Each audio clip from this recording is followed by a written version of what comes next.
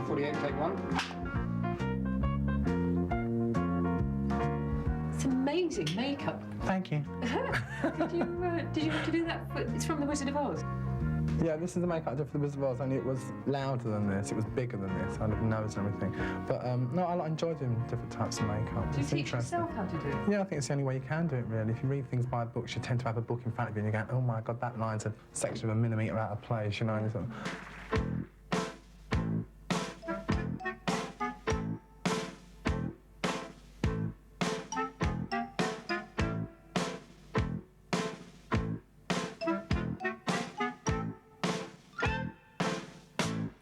And as I make a decadent decline from social life and politics, I ask you to be kind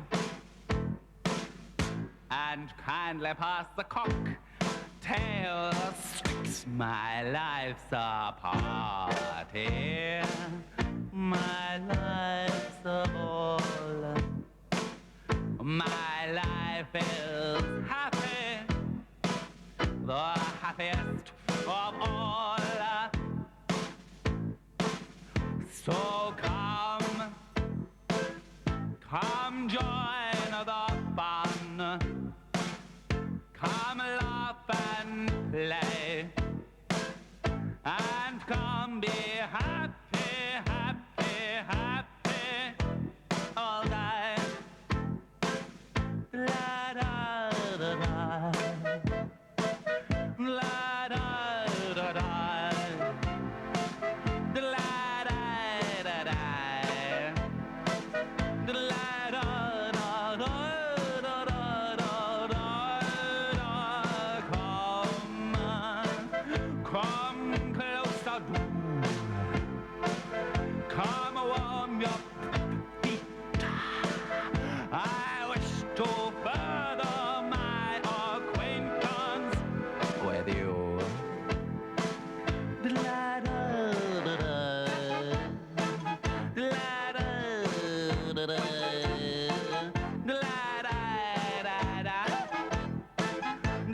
da da da, la da da da. I take my gloves, my cane, my hat, and I saunter Piccadilly way. I press the meat in the meter rack. Which ones are free, which ones are half? Two are paid, each one is lovely. Each one is small.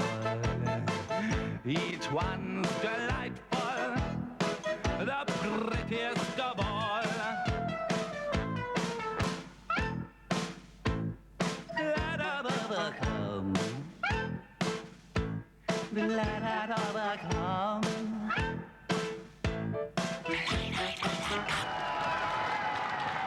When you were at school, you did lots of theatrical stuff. Did you think you'd be doing a performance like you do now? No, never, never. I always wanted to be a great actor. But I was so quiet at school because even then I knew I was gay. Do you think the teachers knew that you were gay? Did they feel that you were gay? Were they doing the same thing as the kids? I think so. Yes, they liked to humiliate me so that the teachers could get the kids on their side. What did you do most of the time? God, it was awful. I was just walking around the streets, up and down the seafront and all that sort of thing.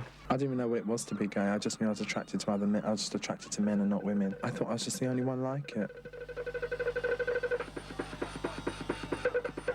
I tried to be part of it because I didn't know any different. I thought, well, I've got to be like these people. But then when I'd walk down the seafront and I'd see rows and rows of old age pensioners in wheelchairs and in deck chairs just waiting to die in the sun, and these big, huge, fat men being tattooed to enhance their masculinity, and women with 1960s huge blonde bouffants walking down the streets.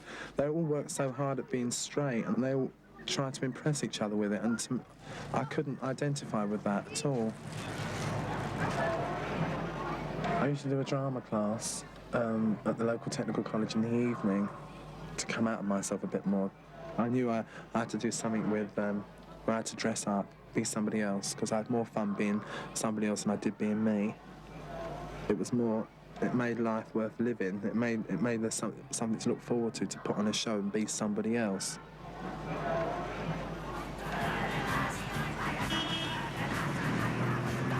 they ever got the word amusement baffles me to this day. I just didn't find them amusing at all. They were just places to spend money. No, they weren't amusing. They were all exactly the same. They all had slot machines, they all had pinball machines. I just find the whole place a big pain and an awful memory, especially in the summer. If money and power was no object, I think I'd like to turn Southend into a gay resort with lots of fairy lights. At one point, I just become really, really depressed, and I was like really miserable. Nothing was going right for me. I didn't have no money. I didn't have many friends. I was itching to do something, and I didn't know what. So I went into this pub along the seafront. So I went to the bar and ordered a drink, and I was sitting there drinking. I was getting drunk. I never got drunk before. I think I had about 2 lagers or something. I was on my back. You know, right. And right at the end of the other bar, there was this group of what would now be called punk rockers, but with them, I don't know what you call them then. I mean, we're talking about, well, 8 years ago or something. I don't know, when it was sort of like was first, punk was first on the scene type of thing. And there was about 5 punks in the whole of Southend, and everyone sort of went, punks, you know, type of thing. But anyway, these blokes were at the end of the bar, and one of them I quite liked, I quite fancied. I'd never been with a man or a woman or anything that comes to that at that age. And at that time, I was about 16, I think, maybe a bit younger. And I thought, well, why not? So I was looking at him sort of like this, you know, through my eyes, you know, like this. And he was looking back, and I thought, oh, great. And then he come over to me, and I thought, oh, God. And he said, what you bleeding staring at? I thought, oh, my God, here we go. I'm going to get glass in my face now, dear. And I was drunk out of my head, you know. So I just pulled myself up, and I said, well, I ain't staring at you, love, like that. I said, don't flatter yourself, dear. Like this thing. I just didn't care. I thought, well, I'm gay. I'm not going to hide it. If they want to beat me up, let them beat me up. I've been beaten up before. It's no big deal. So he says, are you one of those bleeding queers? Like this, and so I said, yes, I am. So what? What's the big deal? And he said, oh, I can't stand you people. I said, you said you make me sick. And I said, well, what makes me so strange? I said, have you looked at yourself in the mirror lately? I said, look at you. I said, look at you, your hair and your safety pins and your ripped T-shirt. I said, you're not so perfect. And I thought, what have I said? You know, I sort of covered my mouth. I thought, oh, take it all back. And I thought I was going to get a fist, you see. In the face, that is. And I was just sort of, he was just sort of really aggressive like this, and I thought, oh God, that's it. But then he said to me, can I get you a drink? I said, do you know what I'm going to do? I said, what? I said, I'm going to get you a drink. I thought, oh, that sort of thing. I was quite serious. But it was great because I stood up to him, and I didn't deny my gayness. And he just sort of appreciated me for it. And then I become friendly with this crowd.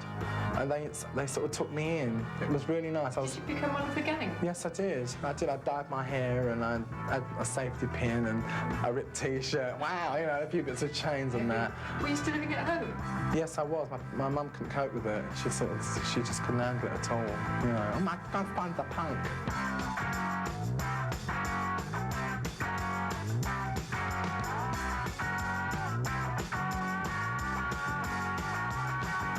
Searching the seafront, trying to do myself in. Didn't have the dough to buy a bottle of gin. My body was hungry, my mind was on fire. Broke as a wino, didn't want to retire. Sick to the teeth with lessons in restraint. I wanted a fuck or a drink or an argument. I want glamour on the social. Glamour on the social.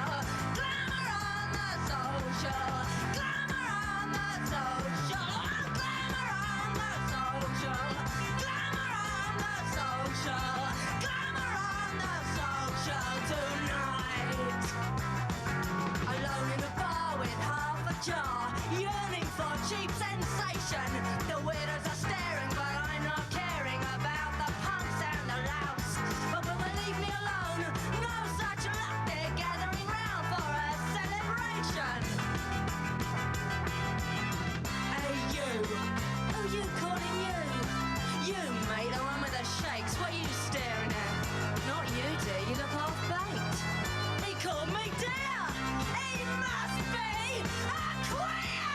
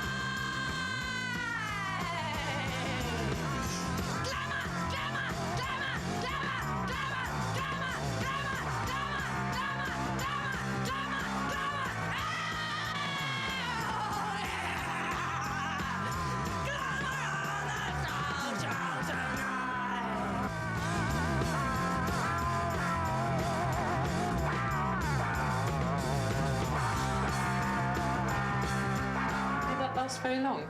About 6 months. Because I couldn't get a job, I kept going for these interviews, just sitting up, going, picking my nose and wiping it under the desk and all that sort of thing. Great big mouthfuls of chewing gum. And something people would say, "Oh, get away, we don't know what time here," you know.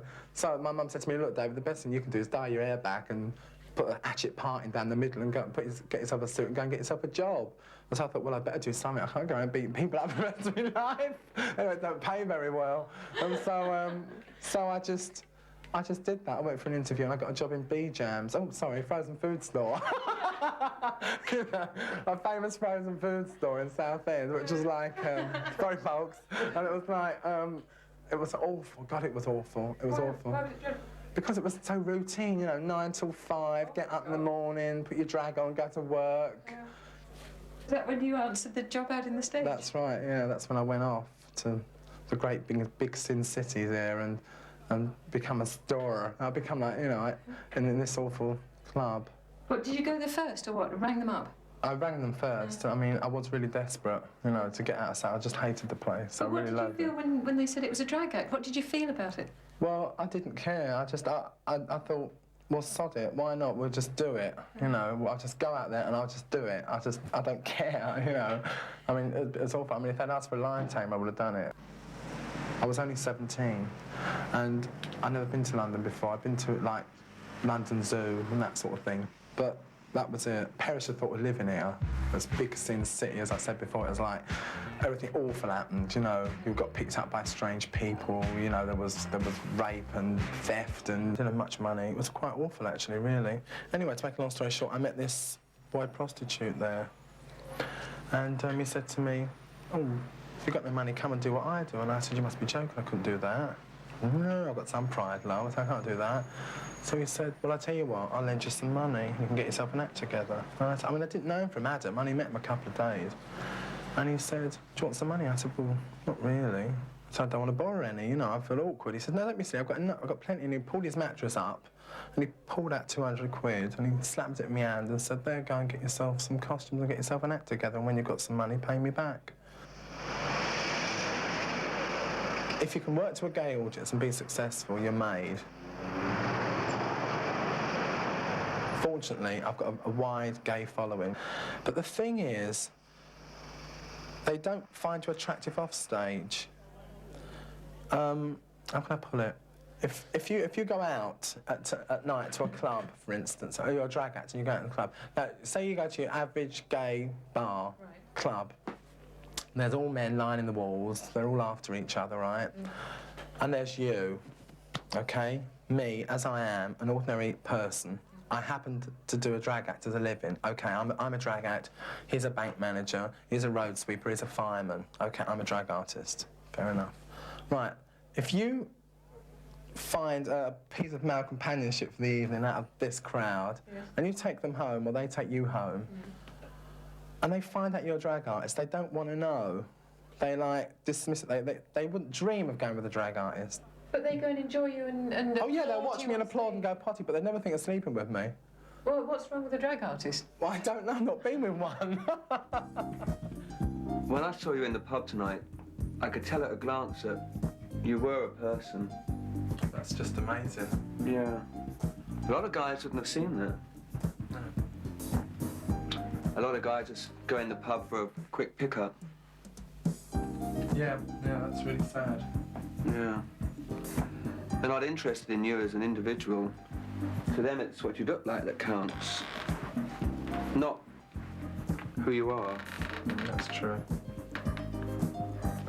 Would you like another complan? Oh, no, thanks, but that was really nice, thank you. You haven't got to rush off yet, have you? No.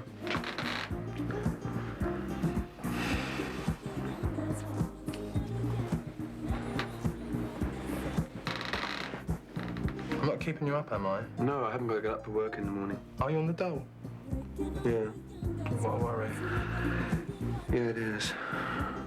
Have you got to get up for work in the morning? No, I don't work during the day. Oh, what do you do? Oh, nothing special. I'm a drag artist. I'll call you a taxi. Something I said?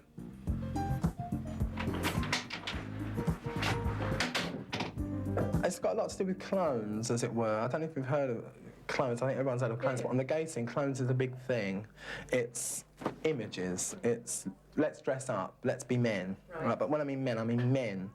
I don't mean your average male in a shirt and trousers and a tie. I mean the over-the-top caricature male, right. The big He-Man male, that type of look. Denims. Right, so we've got denims, we've got leather, we've got all the masculine images, moustaches, hairy chest. You've got hairy chest, you made, love. String vest with nipples hanging out, pierced nipples. It goes to the extremes sometimes. The extremes. They're not content to be men, they've got to be masculine men. If you're a drag artist, you're threatened by that because you are instantly a feminine man. And feminine men, I don't know about in the old days, but now, feminine men do not go with masculine men. It's not done. Masculine, it's got male and male, and that's it. So you know? They see your act as being part of your personality? Yes, they do. They think, once you're up, that's you up there. You're not acting, that's you. Underneath all that drag, it's you. They say you've got to judge by first impressions. They say that peril oft proclaims the man. So farewell fur and feathers, I'm putting on me levers. I'm gonna look as macho as I can. Nowadays you work at your aggressions. You look as mean and moody as the rest. Nowadays the men all seem butcher than Burt Reynolds, and won't betide the one who's overdressed. And so on Mondays I dress up like a soldier.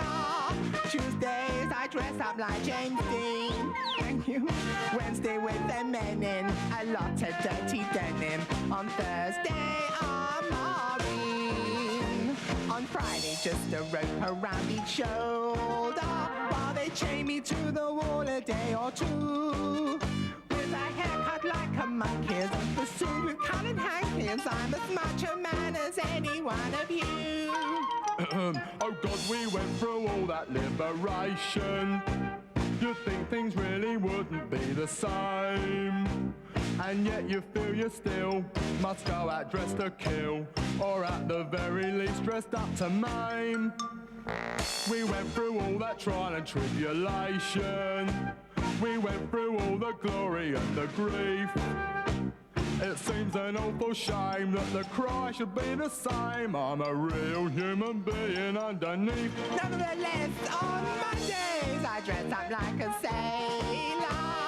Tuesdays a skinhead on the game. Midweek is just a filler as a mercenary gorilla. Then a lumberjack from Maine. Friday's a full S&M regalia. I'm knackered by the time the week is through. If I ever could remove it, I'd be quite prepared to prove it. I'm as much a man as any one of you. One more time. On Mondays I dress up like a soldier. Tuesdays I dress up like James Dean. Wednesday with the men in a lot of dirty denim. On Thursday I'm Maureen. The whole thing's a charade, just like I told you. I've bitten off far more than I can chew. I'm turning back the clock. I reckon even in a frock, I'm as much a man as anyone, as much a man as anyone, as much a man as any one of you. Yeah.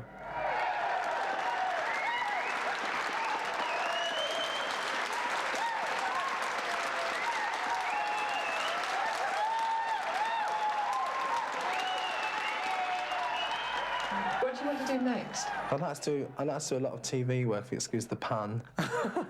But I don't know. I think Annie Walker should knock down the snug in the Coronation Street and have a drag act on there.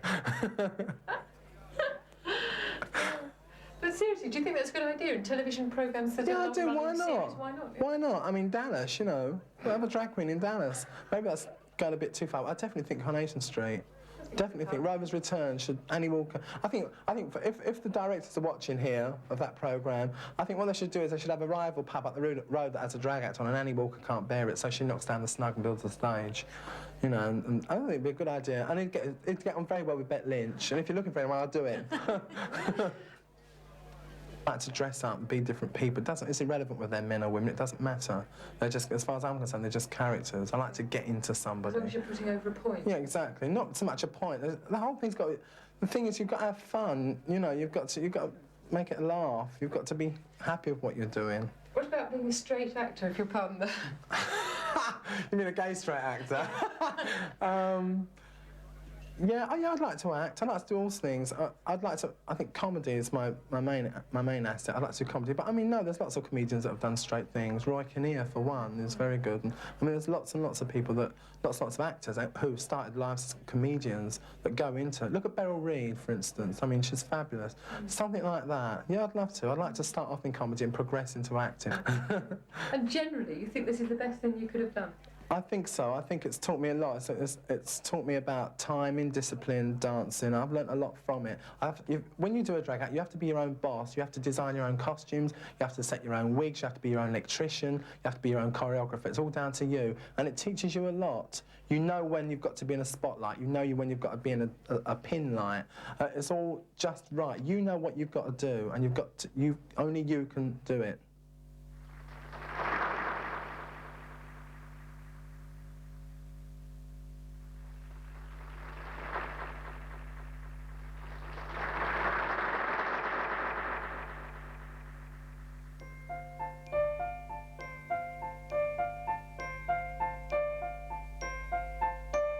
You see now, turning in front of the glass long ago in that upstairs room, turning around and then asking, do you know, will I make it soon?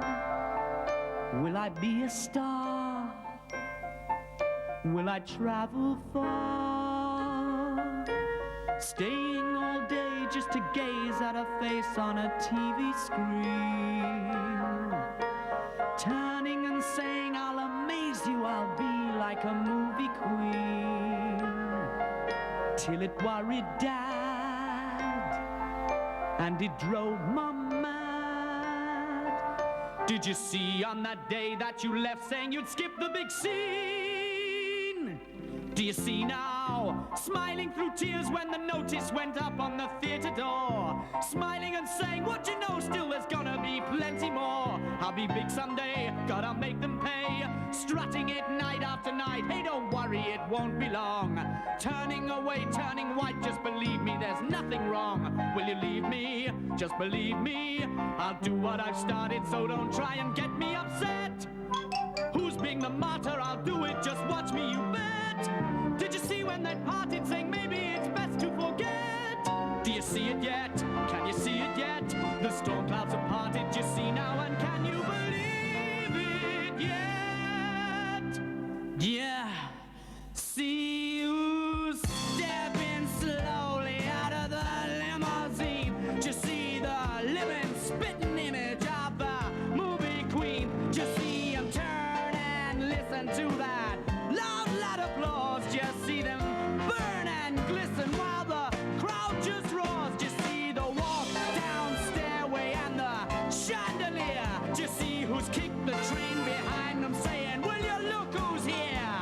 So good it's the whole world, better than any dream you could dream. So good it seems that up there's where it's always been. Who said the hell I'll never be and also ran? Who said the hell, but I'm gonna grab it while I can. So what if the going's wrong? Enough's just not enough. Just see who's stepping forward now to receive what's due. Just see who's left the rest behind now. Do you see who came through? Who gave it all they had got and got 'em between their eyes? Who got to top the line and who's yelling, just try this for size? Just see who said you